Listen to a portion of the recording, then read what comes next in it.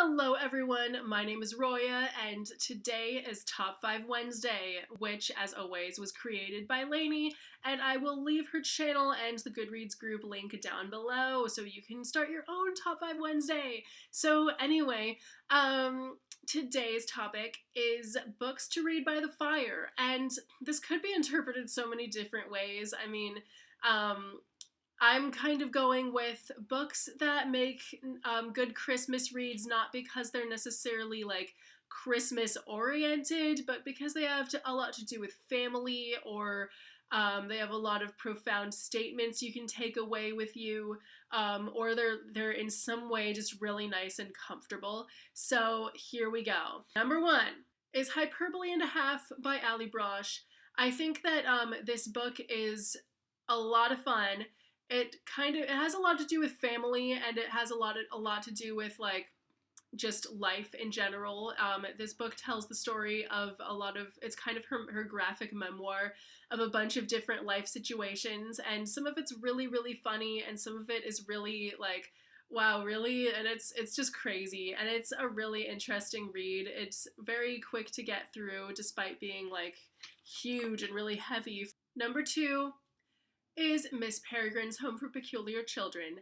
And I know this is kind of weird because this one seems like such a creepy, more Halloweenish book than like a Christmas book, but honestly I feel like this is a good Christmas book because it has a lot to do with family, because the main character is like looking for all this history on his grandfather, about his grandfather, because he knows what's going on, really. He kind of finds a family in the Peculiar Children, and that's kind of what Christmas is all about, and it's what makes this such a good like read by the fire kind of book.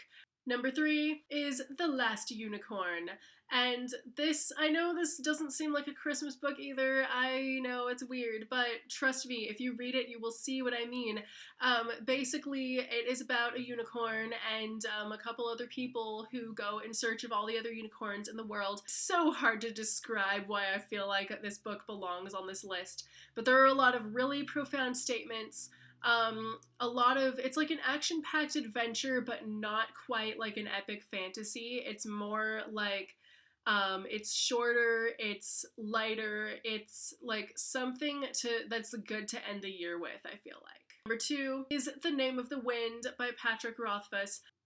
So this is basically like an epic fantasy, but at the same time, it's not like a heavy, crazy adventure. It's more like, it's basically one guy's story about like overcoming a bunch of different obstacles, trying to figure out, who killed his family. And I know this is kind of a weird one, but I really feel like it belongs on this list. Even though it is really weird and just like really long, it's actually really comforting, and it's like a nice, comfortable book. And the number one book to read by the fire is the Harry Potter series, none of which I have with me, but whatever.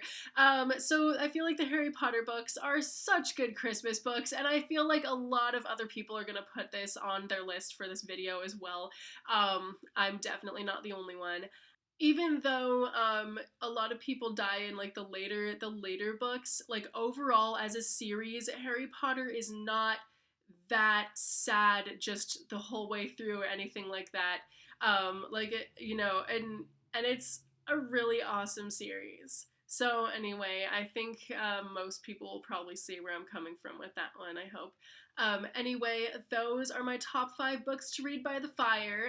Let me know what books you will be reading by the fire this Christmas, and I will see you soon with a new video. Bye!